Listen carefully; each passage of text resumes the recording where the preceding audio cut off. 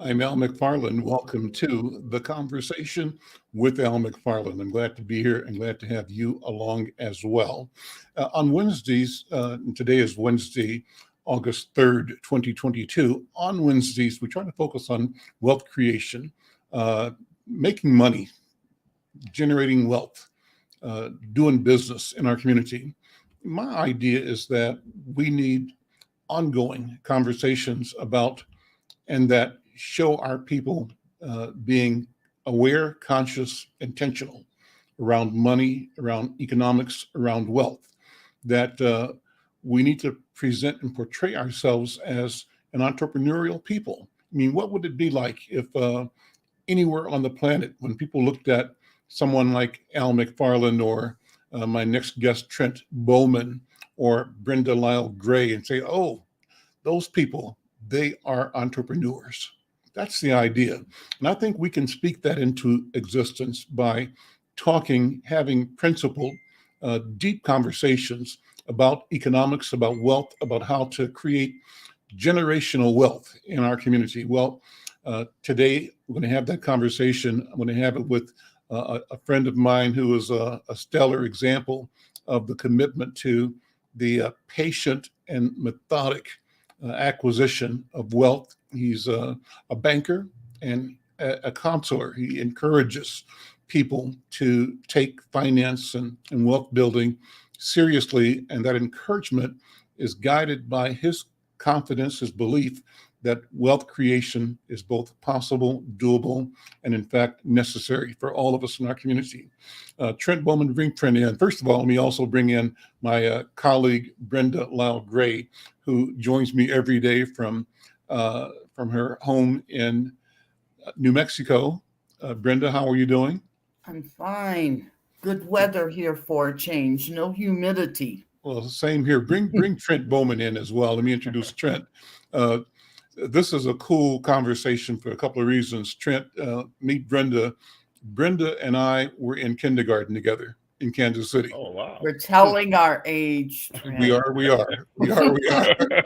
And so here in our 70s, we are writing together. She's doing the stories that come out of these conversations. She's with me every day at noon or at 1 o'clock for this program, The Conversation with Al McFarlane.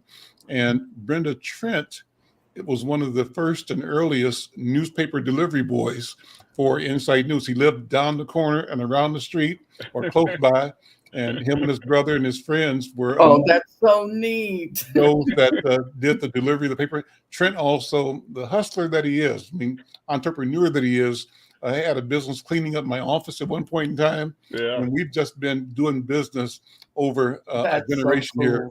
Now him as a banker, advertiser, bringing revenue to my business, me bringing eyeballs to his business, and hopefully figuring out ways we can work together to create financial advancement for his customers and our people.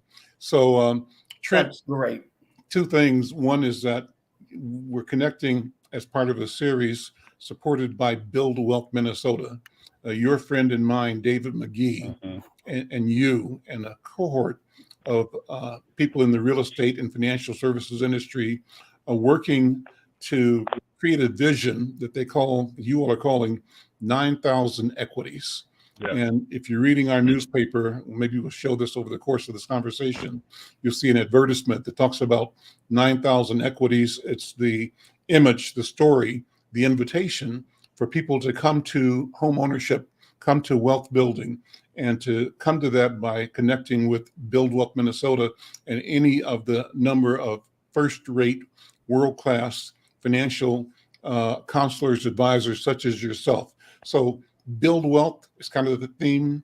How we do that, what our approach is, how do we grab the language, how do we condition our people to be thinking and doing and breathing wealth building all day, every day, because it's something that is not a short-term or once and done. It's a lifestyle that we're talking about. And then let me finish this opening part by saying that today's show will have at its end a closing 2, I think, or 3-minute spot from our sponsor, one of our sponsors, and that's Comcast. Comcast Rise recently announced that it's awarding $1 million in grants to some 100 businesses, primarily in people of color and communities of color and among women entrepreneurs in Twin Cities. Second round, they did this last year where 100 businesses got grants of $10,000 each, and some got marketing support and other things as part of being selected. They repeated that this year, and in upcoming Monday's edition of Inside News, we announced the companies that were selected to be part of this initiative. And in fact, starting today, every Wednesday, we'll close each show with a 1 to 2, maybe sometimes a 3-minute profile on one of the businesses that benefited from and was a part of the $1 million Comcast Rise initiative. Today's program, somebody you and I both know, our buddy over at Sammy's Eatery on West Broadway. So check that out at the end of the program. With that was a lot. With that, Trent, welcome. And let's say what's on your mind, first of all, about the notion of wealth creation for our people. We'll come back and ask you to talk about your company, where you are now, and your particular role and mission. All right. Thank you again, Al, for having me. And nice meeting you, Miss Brenda. Thank you. You too. In working with David McGee and Build Wealth and the 9,000 Equities Program, I think it's just a phenomenal opportunity, and it's a great ideal to put African Americans into homes. The key question is, how do we get folks into the homes? And in order for us to meet this goal of 9,000 equities and putting African Americans in the homes over a 5-year period, it's going to take some time. It's a journey. A lot of people who know me know I go off the notion of it's never a fast no, it's always a slow. It's never a fast no, it's always a slow yes. What do I mean by that? We don't want people to be discouraged right in the beginning. We want them to understand that if home ownership is what you want and you want to build that generational wealth, there's some certain changes that you or will have to make as an individual. What are those changes? Changes of putting together a savings pattern, building your credit. I'm a huge proponent on high credit scores. I'm in that messaging of, I want to see our people in VIP. VIP is 700 or better. I'm not saying you can't get a mortgage with a 640 or a 650 credit score, but I'm saying if you're VIP, you have options. You have more than just one option. You have multiple options. And you're now in the position where you can hold your loan officers and you can hold your real estate agents accountable because you're VIP. Ask the questions, why can't I qualify for a conventional product? Why can't I qualify for a portfolio product that doesn't have any mortgage insurance? Now, why do I say that? Is because when you qualify and you purchase the dream home you can afford, you're starting to build equity. You're able to maintain that lifestyle, that we all want. We all want to have a good lifestyle. We all want to be able to do the necessary things we enjoy doing. But how can we do these things if we have a mortgage payment or rent that is over what our budget allows us to be at? So sometimes, as if we're going to build that wealth, again, we've got to make some business decisions. And what is that business decision? If you want to be a homeowner, that's your business. This is a show about entrepreneurship, but okay, we can switch that a little bit and call that entrepreneurship into homeownership. Building that business. What are your checks and balances? And why it's important to have that mortgage payment that you can qualify for and sustain. I like to call it affordability to sustainability, because if you can afford the home, you can sustain the home. And if you're sustaining the home, you're building equity, you're building savings, you're building a pathway of reserves for the future. So in case something does go wrong with the home that you're purchasing, you've got the reserves to be able to make those necessary repairs and continue to build that wealth within your home structure. So one of the things I do, and I'll end on this, Al and Miss Brenda, is, we ask 3 questions. Tell me about your income, your job stability. Tell me about your assets. Do you have the reserves? and then tell us about your credit. Let's talk about credit, and let's put these 3 questions into a business plan, into home ownership for the future. So again, it's a journey. Awesome. I'm Al McFarlane. This is Conversations with Al McFarlane. It's The Conversation. That's our new name. The Conversation with Al McFarlane. And my guest is Trent E. Bowman. He's Vice President for Business Development at Midwest One Bank. And he's a friend, a leader.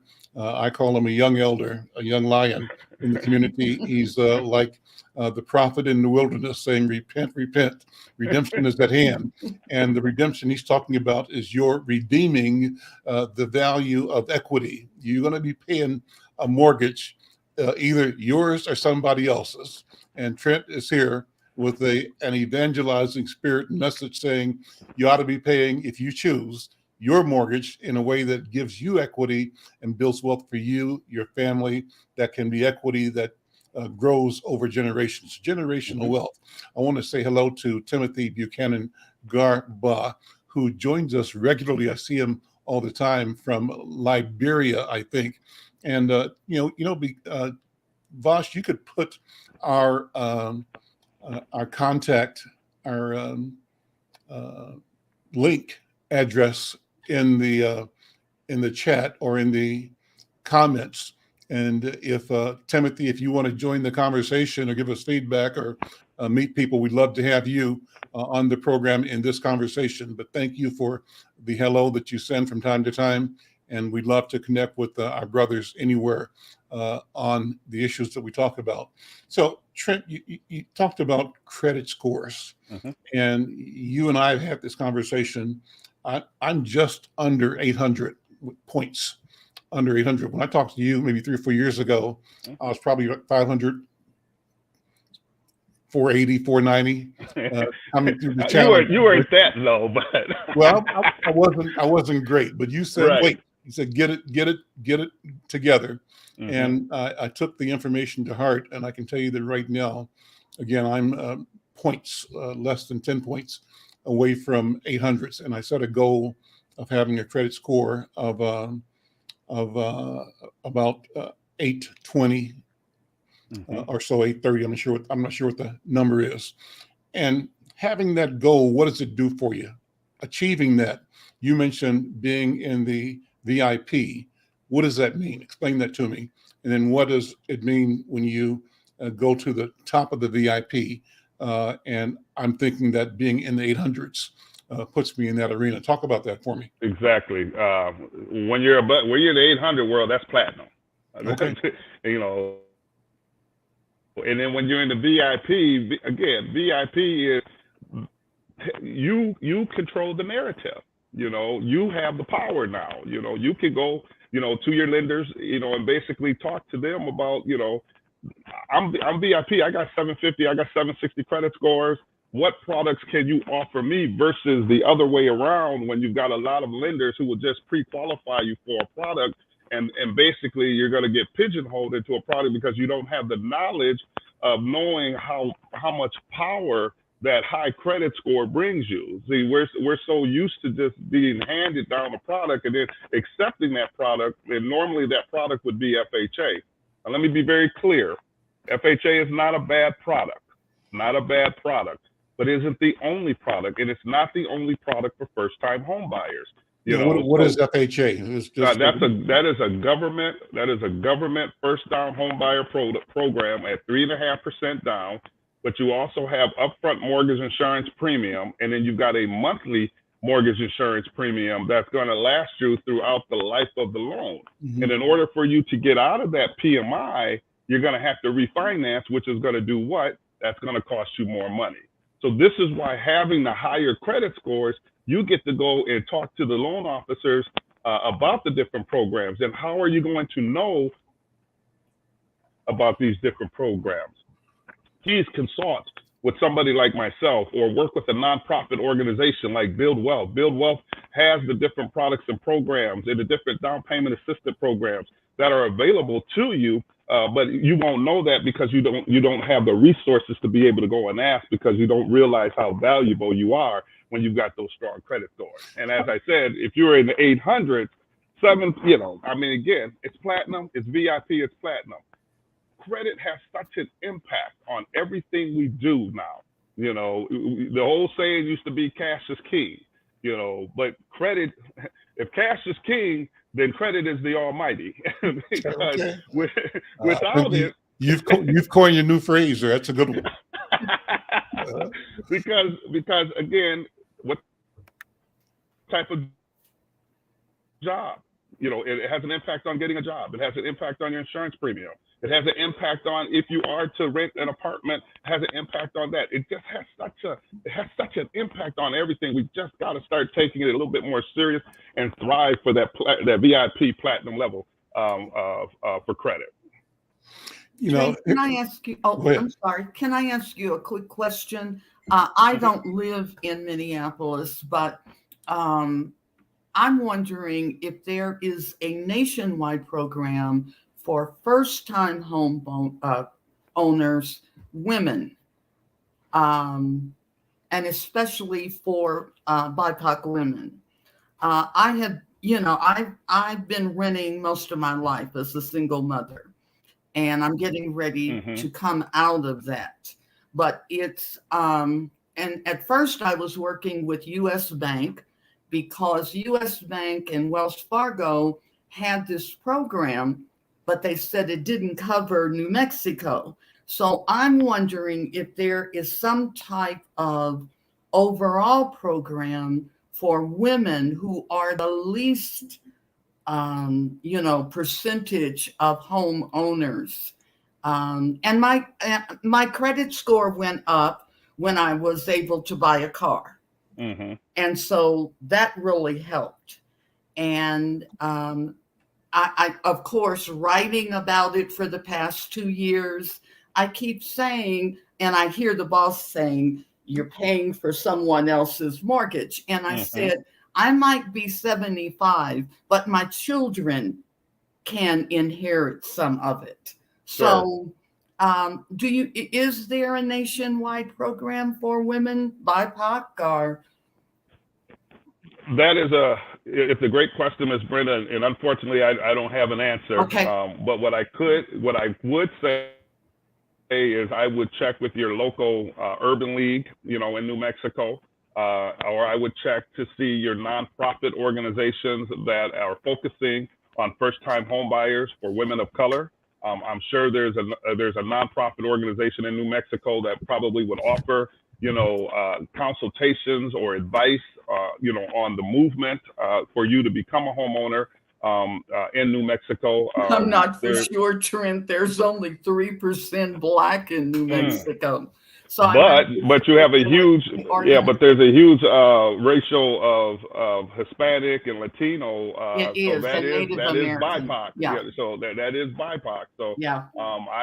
That would be my first thing that I would do is just check with some of your local nonprofits to see, who offers that consultation. And then, again, here's where the power comes in. Even though U.S. Bank says that they don't have a program, there might be another bank, within your neighborhood or within your district, that offers or that has, first-time home buying products or first-time home buying programs that could assist you in being able to get qualified and get financed for some of these programs that are available. So there is possibility, huh?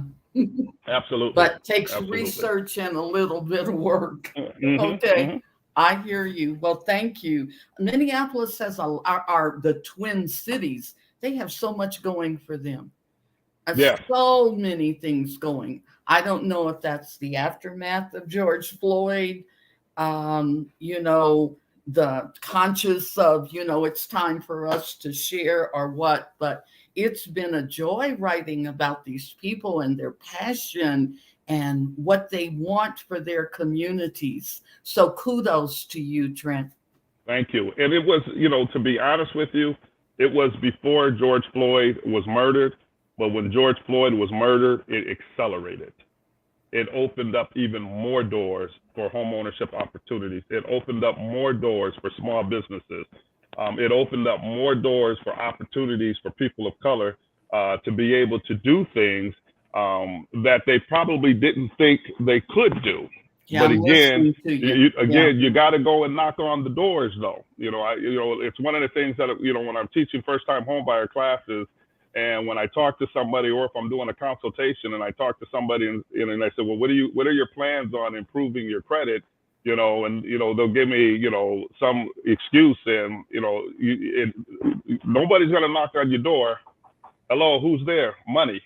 Money's not going to knock on your door. You got to go and find where the information is, and work with the individuals in the nonprofit organizations that can guide you to the information, and not only guide you, coach you, and to bettering yourself, so you can become that homeowner. You can improve those credit scores. You can start to have those assets and start saving, because we're filled with organizations, and I'm only going to talk about Build Wealth today, because this is a Build Wealth sponsored or partnership with Al.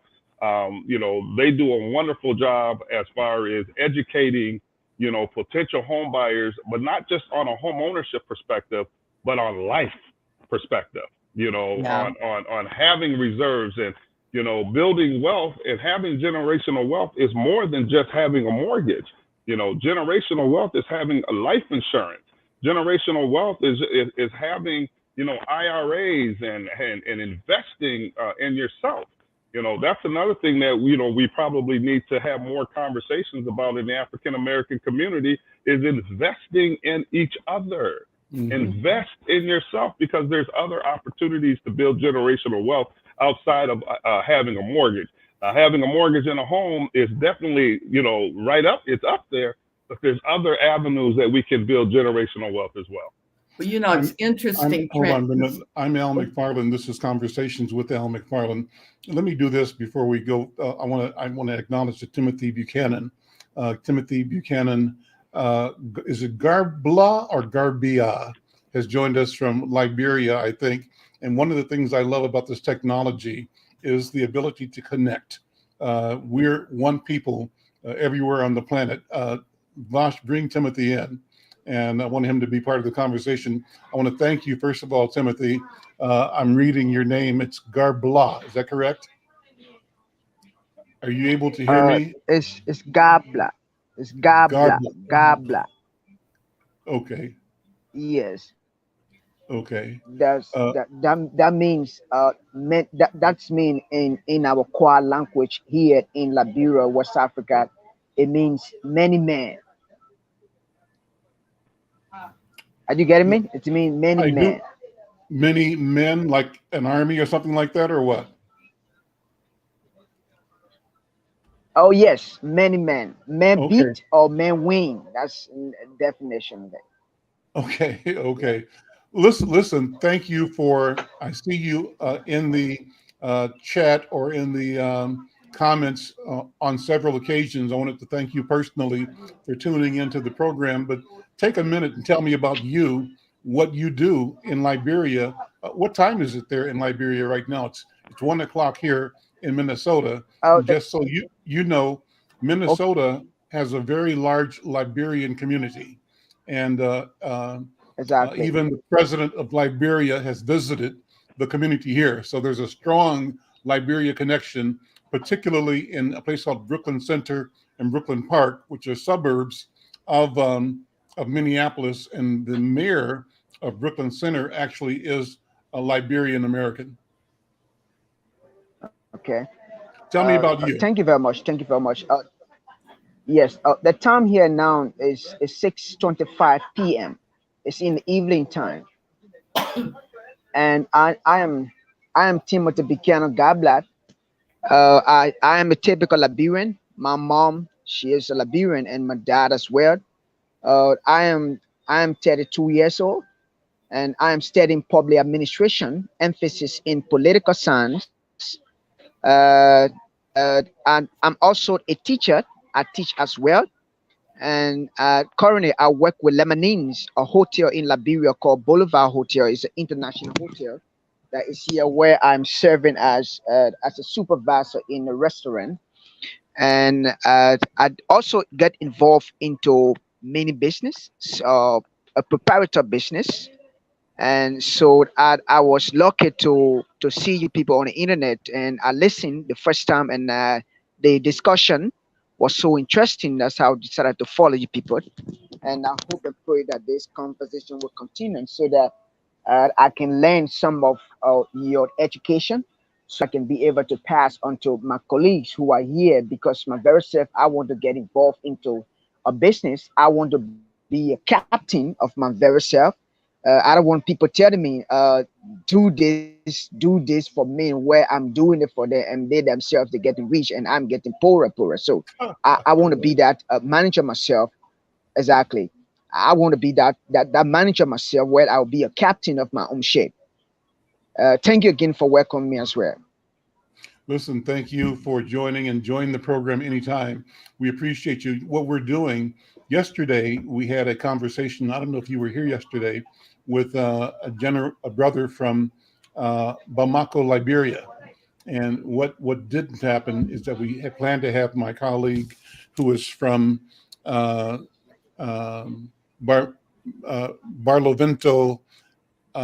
Venezuela, who's writing a series of articles in my newspaper, Inside News. He was supposed to be on, but somehow our connection didn't happen. But he had arranged for a connection with a brother, Diakite, who is an organizer, a young organizer like you, and he's in Bamako, Mali.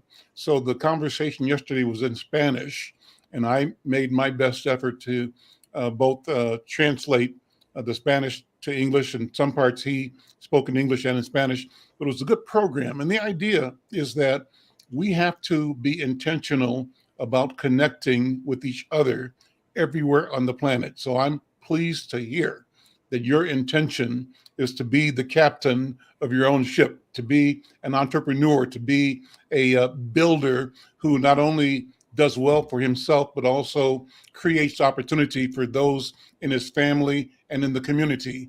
Not a job taker, but a job giver. You're creating jobs in your path in the future. So blessings to you, Brother Timothy. Keep up the good work. Keep checking us out. And listen to this brother, Trent Bowman, because Trent is an example of how to make it happen. Brenda, I interrupted you. Jump in. That's okay. And welcome, Timothy. Your English is really good too. Thank you so much. Thank you. Thank you. No, Trent, I just wanted to tell you, I finished up an article, and it was on an education program called Project Success. And Al had sort of an interesting take, because he was talking about 40 years ago how he sat in his neighborhood, and there were investors, people that came forward when he came up with the idea of having a community newspaper. And he couldn't do it by himself, but neighbors and friends pulled in. And now it's 43, 44 years old. I mean, and I'm wondering, well, COVID stopped it, that's for sure. But I'm wondering, in our community, do we look that close at helping one another, and especially people who have the means to invest and have the knowledge of how that investment can reap benefits, not only for themselves as individuals, but for their children, for generations to come, and also for the community? Investment is a big thing, and we haven't really been in a position to do that much. But I thought that was just so interesting that in 1973 or 74, that he was able to get people who believed that, first of all, the community needed that communication and that they wanted to be a part of it.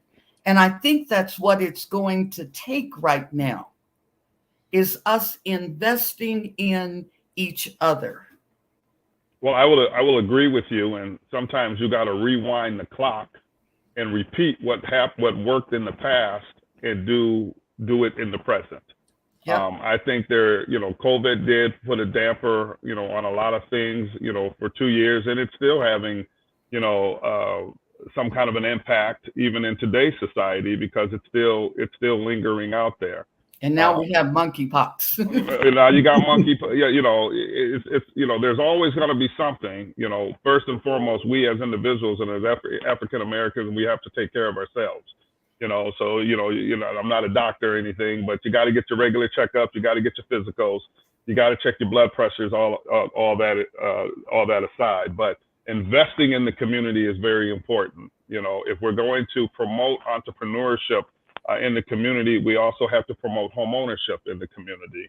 One of the things that I always talk about, especially, I grew up in North Minneapolis. I grew up on the north side. I went to Hall Elementary School. I went to Franklin Junior High, and I went to North High, Minneapolis North High. I'm a proud graduate of North High, so class of 1984. So all you pollers out there, you know what's up. And I just wrote about Mari too, because she was just dynamite. I love her. I'm a former educator, retired educator of almost 40 years. And Mari just blew my mind when the documentary, I think, really got me, but it was her approach to teachers. If you don't want to do this, I'm telling you what you're up against. Make up your mind. I think she gave them an hour to make up their minds. If that's what they wanted to do. But I mean, just wonderful things going on over at North, especially the solar and the opportunities. Again, investment in the community and teaching the kids about solar. Yeah, and the thing and the point I was going to make when it comes to investing in homes in Minneapolis, and this is dear to my heart, because I do a lot of consultations, with African Americans for first-time home buyers, to be homeowners, and a lot of times, people don't want to live in North Minneapolis, and it hurts my heart, when I hear that, because North Minneapolis gets a bad rap, they get a bad stigma, because everyone wants to always talk about crime or this or that. There's shootings. Well, I currently live in Brooklyn Park, and there's not a day that I go to bed and I don't hear sirens. There's crime in Apple Valley. There's crime in Eagan. There's crime. We can't predict where it's going to happen. But the point I'm making here is I can talk to an individual who has lived in North Minneapolis and has rented in North Minneapolis for many years. Now, I'm going to say that again, rented in North Minneapolis. They've never had an issue on the block that they lived in. The cops have never banged on their door. They get along with their neighbors. But now you have an opportunity to be a homeowner. You have an opportunity to be a homeowner in this same community, but yet and still will pass on that. And that always makes me, think, if I have an opportunity to be a homeowner, and that's where I can afford to live, because remember what I said earlier, affordability to sustainability, we can have our own communities. We can build our own communities. We're in a copycat environment. If one person owns a property in a community and that person happens to be African American, and that individual is getting up every Saturday morning, cutting his or her grass, and that grass and that yard looks nice, it's going to have an effect on the other neighbors. And then it starts to grow. Positivity. Now you've got one homeowner, you've got two homeowners, you've got three homeowners. Now what are you doing? You're creating a community. And that's why I said we've got to repeat history in order to have the present be more powerful today. Because back in the good old days when we were growing up, and where Al started Insight in the neighborhood that his first business was in, there was a lot of African American homeowners. That was a community. I'm sure there's always going to be some drama no matter where you at, but it was a community. What's happening now is you got these corporations coming in and buying up these houses, and renting them out and inflating the rent, et cetera, et cetera. So individuals don't feel like they can have any kind of home ownership. But always think about it in this way again. If you rented in this neighborhood and made somebody else rich, why can't you buy in that same neighborhood and make your own self rich? Got it. That's the whole point. That's the whole point. Yep. Trent, thank you. Talk about growing up in North Minneapolis. You made reference to the schools you went to. Talk about your family. I think what makes this program so unique and so wonderful is that we take time to share personal stories, and your story, your family story is a good story. Take a minute and sort of give props to your own predecessors, your ancestors, and sort of describe, as it feels like to you, what all poured into the making of Trent Bowman. Think about, your mother's line and your father's line, all those grands that you knew or didn't know, and people that you feel connected to because you, at some level or another, have an intuition about the spirit, about ancestors, and about what guides us beyond what we can see with the obvious eyes that we have. Talk about that, if you would. Oh, my pleasure. And growing up in North Minneapolis, I'm one of 7. So my mother was a single parent, but she was my hero. She was, if I hope I say it right, the matriarch of our family. Watching her do the things that she did, working. We didn't know. There's sometimes we would think the lights were going to get cut off, but the lights never got cut off.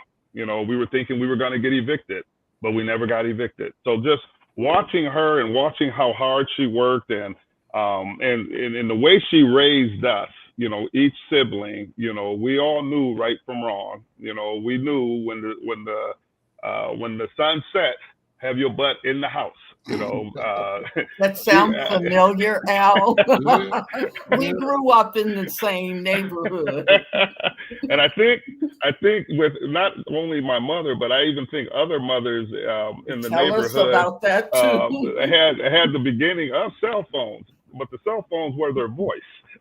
Yep. So you could be playing down the street, playing ball in the park, and it was like a sixth sense just went off. It was like, oh shoot, the sun is going down. To go home. It's time to go home. So, but the one story that I really want to give about my mother and why I felt it was a need, it was a must, to be successful, to make her proud, because my sister, who she also went to Franklin Junior High, and we went to an open house, and my sister Tracy, she got all A's.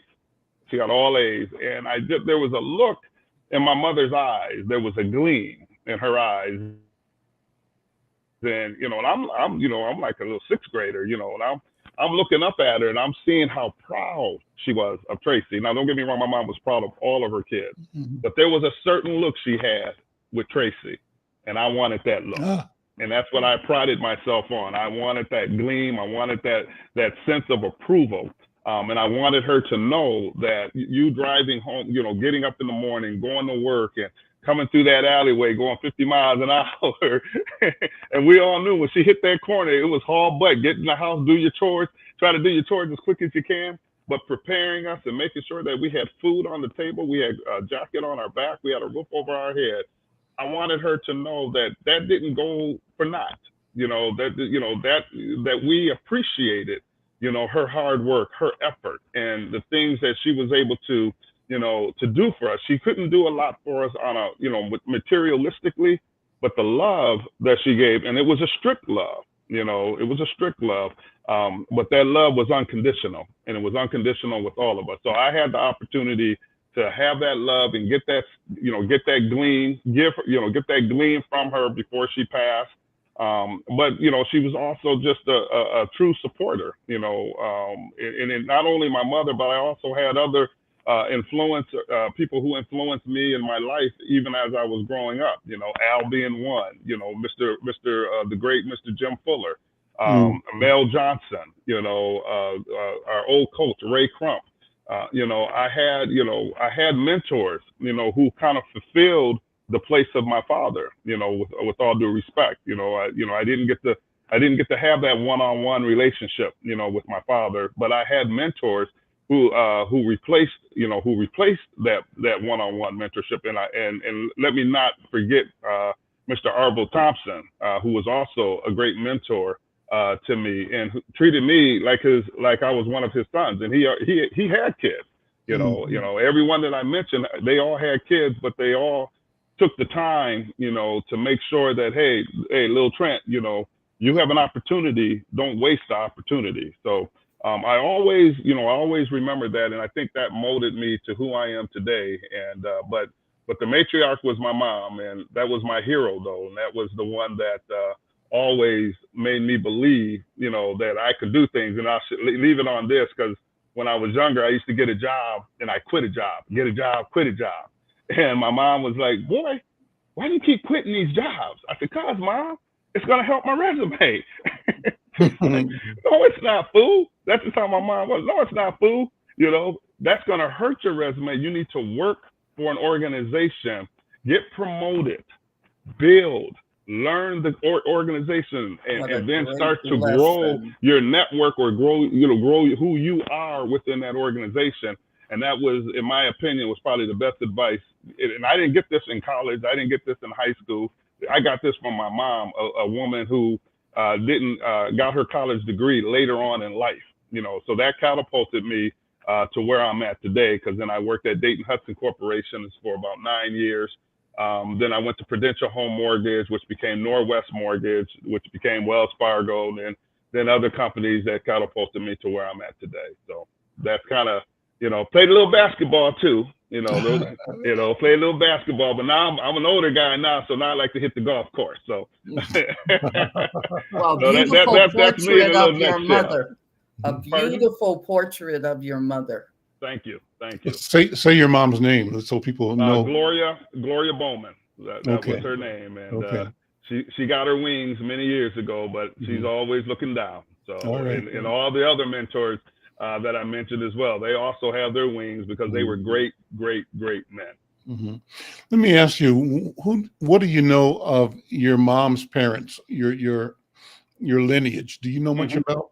It's a great question, because my nephew just went on Ancestry, but I knew who my grandmother was, Catherine Mitchell, and my grandfather was Joseph E. Mitchell. And my grandmother unfortunately died when I was 2 years old. She died in 1968. My grandfather died in 1969. Our family is one of the original families that came to Minnesota from Fergus Falls, Minnesota. So you're from Fergus Falls, huh? Yeah. So I know the Andersons. Sylvia Anderson, Uncle Fred. So Uncle Fred was my grandmother's youngest brother. So my great-great-grandmother is Maddie Anderson, and she lived in Fergus Falls, Minnesota. So, I had, uncles, and my Uncle Joe. Uncle Joe, he passed, 3 years before my mom passed. So he was also, I forgot to mention him, he was also a great mentor for me as well. So, Brenda, in case you don't know, Fergus Falls is like a rural community. It must be like 100 miles. I was about to ask, where is 100 miles or so. I don't know where it is. I've been there, but I don't remember where it is. Small town, Minnesota, but it's had a Black community there, usually of 2 or 3 families, for almost 100 years or more. No It's one of the first Blacks who came to Twin Cities and had an inhospitable reception here, found their way. I'm not sure the whole story. I've read it, but I can't remember it, to Fergus Falls, and there are families that lived there from way back when. I don't know if George Bonga was in Fergus Falls or not. That name doesn't ring a bell, but if it's Tates, the Tates married into our family, so I'm related to the Tates, the Johnsons. Charlene Tate lives 2 doors down from me on my block. Right, that's my cousin. And are Andersons in your family as well? Maddie Anderson. That's the matriarch. That's the beginning. So Uncle Fred, there's Uncle Orville, there's my grandmother, there's Uncle Sidney, Uncle Fred, and I know I'm missing a couple. So Bernadette Anderson, who lives, if I'm looking out my front window, sitting where I'm sitting now, looking out my front window, 2 blocks. I'm on Thomas, streets alphabetical. Sheridan Russell. I'd be looking into her living room. She was the mom of Andre Simone. Andre Simone was Prince's co-collaborator in the emergence of Grand Central Station and Flight Time. and all of that whole Minneapolis music sound. So your cousins in that family as well. So Prince was like a member of the family almost, because he spent as much time over here on Russell Avenue as he spent anywhere else at his own house in South Minneapolis. And I tell you that you knew Jimmy Williams, right? Jimmy Williams was with Flight Time. He lived next door to me here, because the Flight Time bus would sometimes be parked either in front of his house or over at the Islands house over on Upton, a block that way. So Flight Time is the band that became the Time. Wow. Right. So all this is rich North Minneapolis history. And I was a Prince fan. Well, everybody is a Prince fan, you know. Yeah. Everything. I don't know how many times I saw Purple Rain. Did you know Prince, Troy? Trent, I call you Troy. Trent's brother is Troy. Yeah, Troy's my older brother. Right. I didn't know. I mean, I remember him. We were younger, you know, being at Aunt Bernie's and, you know, those guys playing and practicing and stuff. But I couldn't say I knew him. Like he would walk by me, and if he was still alive, and say, "Hey, what's up, Trent?" But like my cousin Andre, though, but that's different. Yeah. I see Dre. That's one thing I loved about Andre. I don't care how big he got, how many albums he had. He sees his cousin, and it was always love, you know. And I've always respected that about him, you know. So. Well, what a wonderful story! This is great, you know. And I'm sorry that we lost our friend from Liberia, because I wanted you to talk about the Liberian presence in Brooklyn Center and Brooklyn Park. I don't know if you have many interactions with that community, but I think it's a good thing that community it is entrepreneurial in many ways, you know, business focused, launching businesses. You know, somehow the quote unquote traditional or legacy Black families in the past generation have not been as entrepreneurial, at least here in Minnesota, as we may have been in years past. Yeah. And so I think that part of the challenge and the need is conversations like this to tell our people, you know, you can be in business, that you are a business. You have to establish yourself as a brand and keep a balance sheet, keep a P&L, keep an attitude about money, and use money not to determine your worth, but to measure, you know, and to be aware of net worth in financial terms, right? And to put that as a measure against your achievements, your goals, and a way to knock off things that you say, I got it done, I got that done, I got that done, and keep building towards the you that you want to be. And if all of us do that, we end up collectively creating this community, this network of community that is self-aware, that is self-reliant, and that grows because we all are doing business with each other, as Brenda was saying. When we start exchanging money between ourselves, in the way of getting quality service, but also paying a fair price, valuing each other's contribution, our skill, our craft, and our genius, then we grow as a community, as opposed to having all of our wealth extracted immediately in the consumer arena. What do you think, Trent? I mean, it's right on, and I like to add support the businesses. You know, if there's a soul food restaurant in the community, you know, support the soul food restaurant. You know, you go out to cater yourself. You go out to be treated. You know, we cannot always be critics, you know, if you will. I've seen so many minority businesses or African American businesses that have folded before they even really can get started, is because, you know, we as people, we just need to be more supportive. Again, it's all about, if we're going to grow the community, we got to grow the community at all levels. We got to grow the community in small businesses. We got to grow the community in home ownership. We got to grow the community in partnerships. We got to grow the community and being more influential to each other. And the other thing I always like to add to individuals when I'm doing a consultation with them, I always say, hey, do an audit on yourself. You know, look at what we spend. You know, I mean, this is public information. You can Google it. You know, look at the African American spending in America. You know, I mean, I think the last time I looked at it about a couple of months ago, we are at 843 billion in consumer spending for this is African American. Mm-hmm. You know, so imagine, you know, if we brought that spending down, you know, and moved our savings up and lessened our credit, you know, using credit cards, but still, you know, we can still support our businesses within our communities. Imagine how much further we can be, because that consumer spending isn't going into our community, believe it or not. That consumer spending, that 843 billion or whatever the number is today, it isn't all going to our community. So in order to have a community, grow the community, we got to support the community. And I think starting financial literacy in middle school, even if it's just little bits. Alan, I was talking about that one day, and we had civics textbooks. We knew about the government. We knew about we probably would be baffled as far as what's going on today. But when we were growing up, we had that background, and we watched our parents.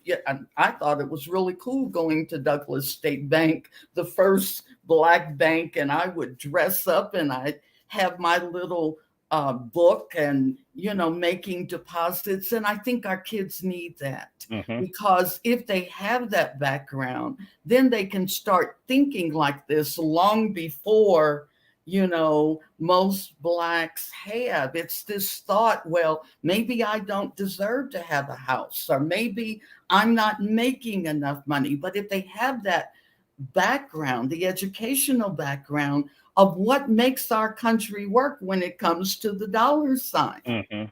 So where was Douglas State Bank? It was on 5th Street, right off of 5th and Washington. Downtown Kansas City? In Kansas City, Kansas. Kansas, okay. Yeah. I remember, Trent, when Brenda and I were both students at D.A. Holmes Public School in the 6th grade, 5th grade, I think 6th, my parents owned a grocery store on 28th in Brooklyn. And my dad kept his job. He worked nights at Armour's Packing House, meat packer. And my mother ran the store during the day. We bought the store from a Jewish fellow that she had worked for, Mr. Druin. It was called Druin's Market. And I think we might have changed it to our name when we bought it, but I'm not sure. But I worked in the store. My sister worked in the store. We all grew up in it and worked in the store.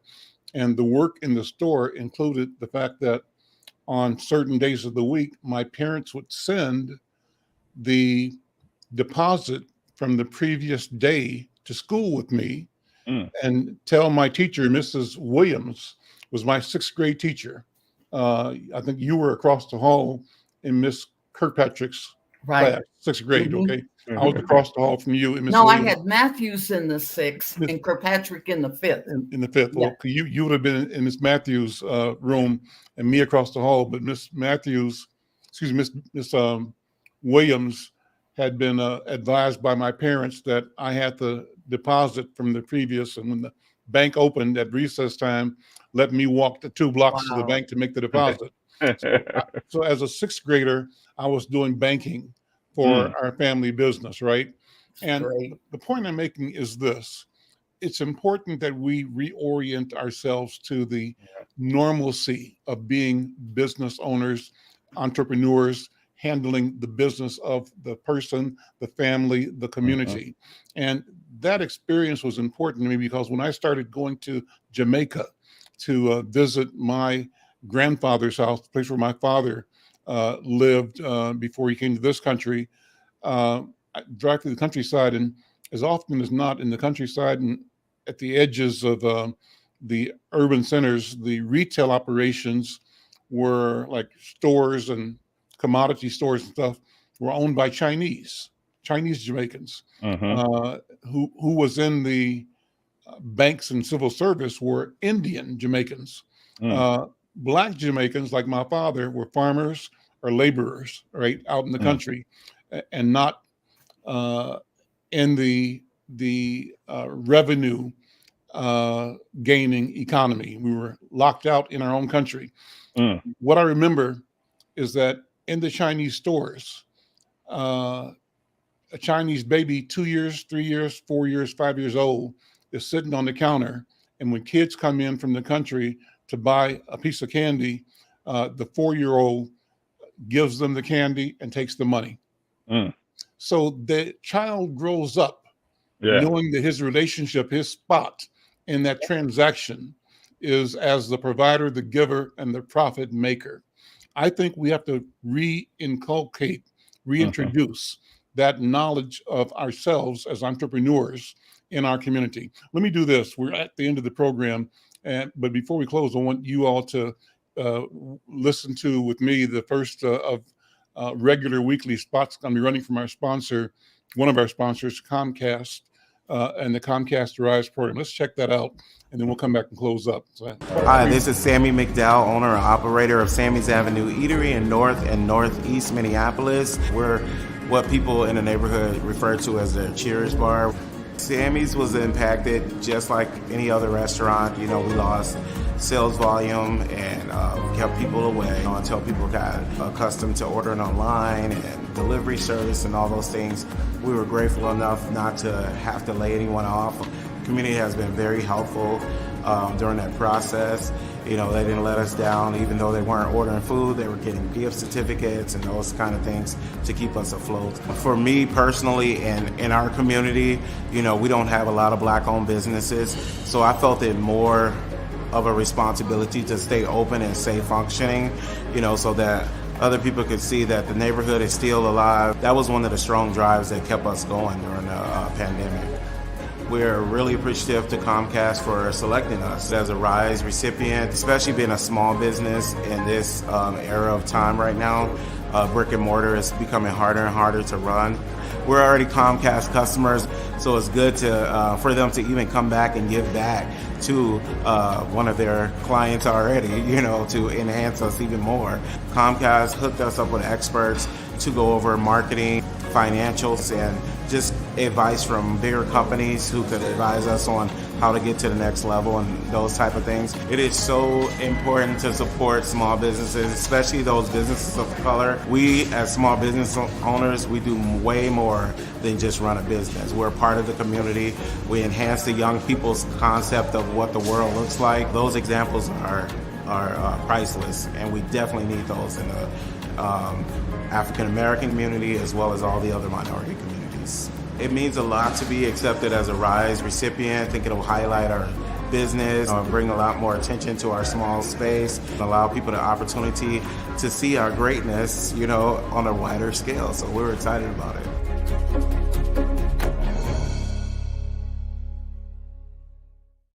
Story. That's a nice story, isn't it? That's cool. Sammy Trent? Oh yeah. Good man. And that sandwich looked good. and he definitely has some good food. Yep. Make sure we have your email address. I think I should ask for it too. Oh, my email address? It's tbowman@midwest1.com. Okay. Thank you. And anybody listening, if you're looking for a mortgage, this is the guy to buy it from, Trent Bowman. So you know how to reach him. You can put it in the chat too, in the chat, and we can share that as part of the story that we write. Trent, I want to thank you, man, for hanging out with me today. It was great. For all that you do, for the story that you've told, the passion that you bring to community, for explaining and walking us through the wealth of family and the meaning of family, for the inspiration that you shared in talking about your mom. That was just great, man. And that's what we got to do. Yeah. We got to talk about this. This is the story. This is who we are. And we have to spend more time in this conversation. Thank you so much.